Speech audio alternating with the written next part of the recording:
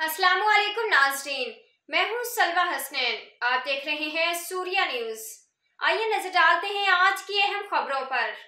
Quetta peoples party के chair मरकजी रहनुमा एमएनए नवाबजदा मीर जमाल का रईसानी का कमिश्नर ऑफिस क्वेटा का दौरा।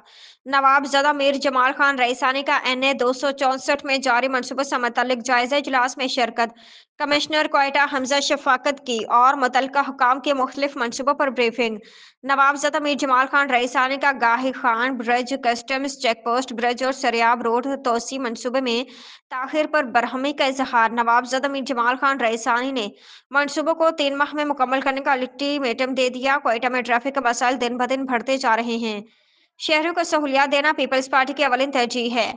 शहरी रोजाना घंटों घंटों ट्रैफिक के अजाब से दो चार होते हैं। नवाबजदा मीर जमाल खान रईसानी की पब्लिक प्राइवेट पार्टनरशिप स्कीम के तहत जारी मंसूबों पर भी काम तेज करने की हिदायत।